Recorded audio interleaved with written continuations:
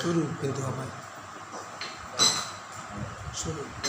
প্রিয় শিক্ষার্থীবৃন্দ, গোপালপুর উচ্চ বিদ্যালয়ের অনলাইন ক্লাসে তোমাদের স্বাগতম। দেখো, আমি কারিগরি শাখার জেনারেল ইলেকট্রিক্যাল ওয়ার্কস এই সাবজেক্টের ষষ্ঠ অধ্যায় সম্পর্কে তোমাদের আলোচনা করব।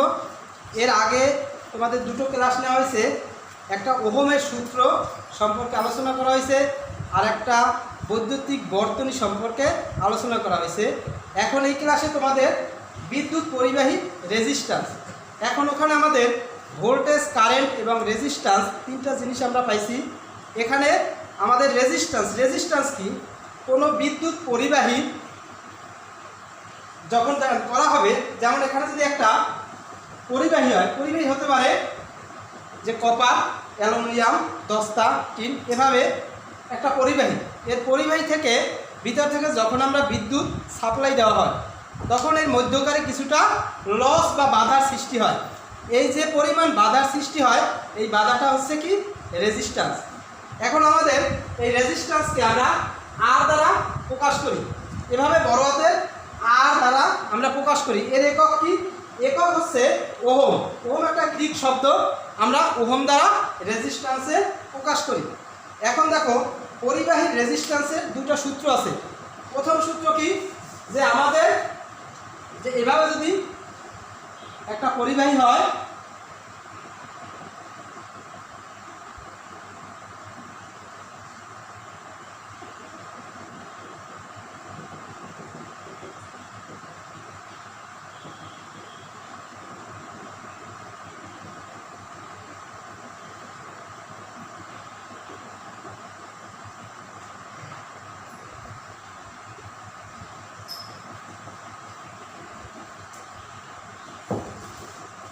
এখানে আমি দুইটা পরিবাহীর চিত্র আঁকলাম। একটা দেখো যে একটু মোটা আর একটা চিকন। তার মানে কি? যে আমাদের প্রথম সূত্র কি? উপাদান এবং প্রস্থচ্ছেদ। প্রস্থচ্ছেদ মানে কি?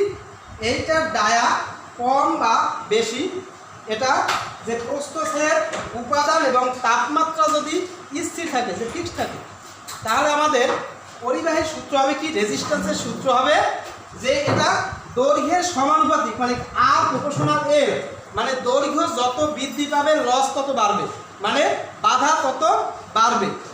যে এই সূত্র থেকে আমরা জানি কি? যে আর প্রপোর্শনাল এর, কারণ কি? যেখানে কি আছে? প্রস্থচ্ছেদ, তাপমাত্রা, পরিবাহী উপাদান। তাপমাত্রা, পরিবাহী উপাদান মানে কি? যে মেটাল দিয়ে পরিবাহীটা তৈরি, এগুলো যদি ঠিক থাকে তাহলে কি হবে? যে এর দৈর্ঘ্য বাড়লে রোধ বৃদ্ধি পাবে। তাহলে আমরা পাইলাম কি? এই একটা সূত্র পাইলাম, এক নম্বর। এরপরে দ্বিতীয় সূত্র হচ্ছে কি? যে তাপমাত্রা এবং দৈর্ঘ্য এবং উপাদান যদি ঠিক থাকে, তার মানে কি? প্রস্থচ্ছেদ ভিন্ন হবে। প্রস্থচ্ছেদ আগে ছিল আমার, দেখো এখানে চিকন, এখান কি আসছে? মোটা। যে পরিবাহী যদি মোটা হয়, তাহলে আমার রেজিস্ট্যান্স কি? প্রস্থচ্ছেদের উল্টানুপাতিক। যে প্রস্থচ্ছেদ যদি কমে, তাহলে কি? রেজিস্ট্যান্স কি? প্রস্থচ্ছেদ এখানে কি আছে? যদি কমে যায় তাহলে কি? রেজিস্ট্যান্স বাড়বে। আবার প্রস্থচ্ছেদ যখন আমার বৃদ্ধি পাবে, বাড়বে, তখন কি? রেজিস্ট্যান্স কমবে। মানে একটার সাথে আরেকটা হচ্ছে উল্টানুপাতিক। তার মানে কি? আর সমান সমান লেখা যায় 1/a। 1/a লেখা যায়। কারণ কি? পরিবাহী প্রস্থচ্ছেদ যদি কমে, তাহলে কি হবে? আমার রোধ বাড়বে। এখন এই যে দুইটা থেকে আমি লিখি, তাহলে লেখা যায় কি? যে আর সমান সমান লেখা যায় এল প্রপোর্শনাল আর প্রপোর্শনাল a/a। এখন এই প্রপোর্শনাল মানে কি? সমানুপাতিক। এখন সমানুপাতিক চিহ্নকে যদি আমরা উঠাই, তাহলে একটা ধ্রুব মান ধরতে হয়। এখানে আমরা ধ্রুব মান ধরবো কি? রো। রো হচ্ছে স্পেসিফিক রেজিস্ট্যান্স বা আপেক্ষিক রেজিস্ট্যান্স। এই আপেক্ষিক রেজিস্ট্যান্স সম্পর্কে আমাদের এই অধ্যায়ে আলোচনা করা হবে। এখন যখন আমি উঠাই দেব, তখন কি হবে? এভাবে আর সমান সমান রো L/A। তার মানে কি? আমার এই সূত্রটা আমার এই অধ্যায়ের কাজে লাগবে। এখন আমার এ কি? প্রস্থচ্ছেদের ক্ষেত্রফল। এখন দেওয়া থাকবে, যখন তোমরা অঙ্কগুলো করতে হবে আমাদের, দেখা যায় সরাসরি ক্ষেত্রফল দেওয়া থাকবে না। তখন দেওয়া থাকবে কি? আমাদের দেওয়া থাকবে যে ডায়া দেওয়া থাকবে, যে এই পরিবাহী এভাবে এর ব্যাস আছে, এর ব্যাস ধরো কত আমার 5.5 মিলিমিটার বা সেন্টিমিটার, যেভাবেই দেওয়া থাকবে আমার আপেক্ষিক রেজিস্ট্যান্স যেন সবগুলো একক এক থাকে। যদি আমি মিটারে নেই তাহলে সবগুলো একক আমাদের মিটার নিতে হবে, যদি আমরা সেন্টিমিটারে রাখি সবগুলো একক আমাদের সেন্টিমিটারে রাখতে হবে। এখন এর মান কীভাবে বের করবো, দেখো এ সমান সমান লেখা যায় পাই ডি স্কোয়ার ডিভাইডেড বাই 4।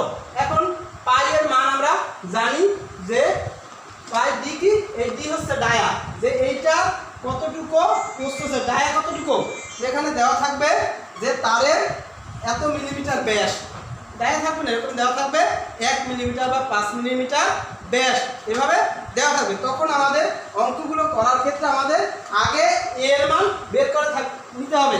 আবার যদি থাকে যে প্রস্থচ্ছেদের ক্ষেত্রফল এত, তখন কিন্তু আমাদের এভাবে বের করতে হবে না।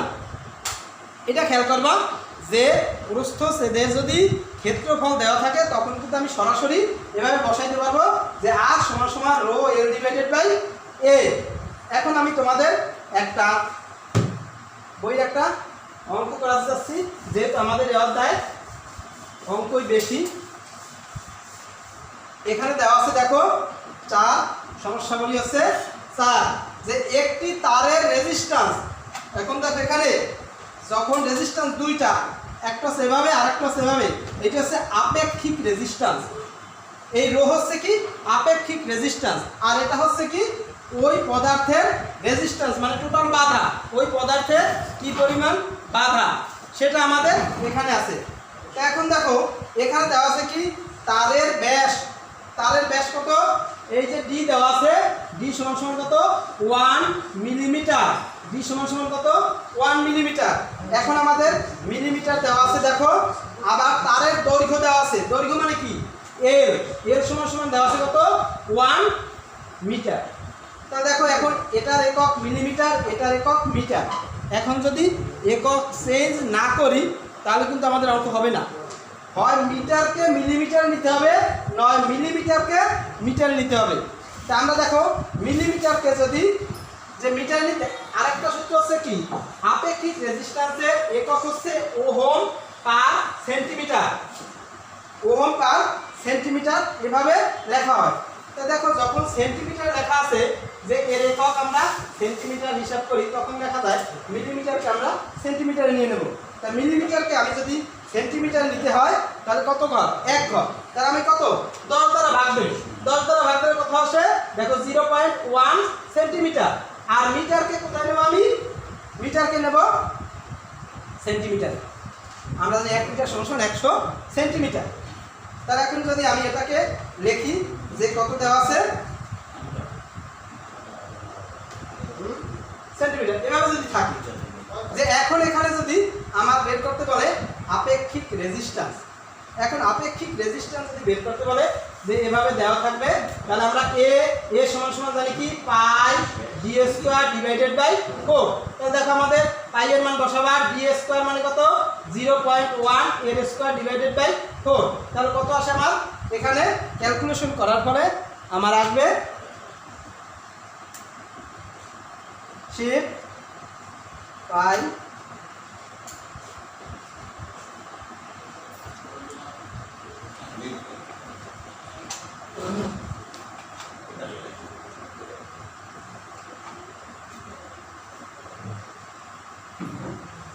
শেষ করে দিন তাড়াতাড়ি। এখানে আছে 7 পয়েন্ট, দেখো 7.85 গুণ 10 টু দি পাওয়ার -3, এত প্রস্থচ্ছেদের ক্ষেত্রফল। তার ক্ষেত্রফল যেহেতু তাহলে আমি কি লিখব সেন্টিমিটার স্কয়ার। এখন কি আছে আমার সূত্র জানি কি যে r সমান সমান rho l divided by a।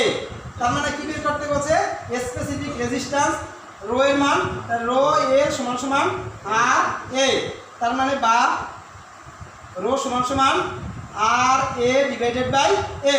তাহলে r এর মান কত, আমার r এর মান আছে 1 ওহম, তার মানে r সমান সমান ওহম দিলাম। তাহলে 1 গুণ দাও, কত আছে কত 7.85 গুণ 10 টু দি পাওয়ার -3, এর মান কত আমার 100। তাহলে এটা দিয়ে ভাগ দাও, ভাগ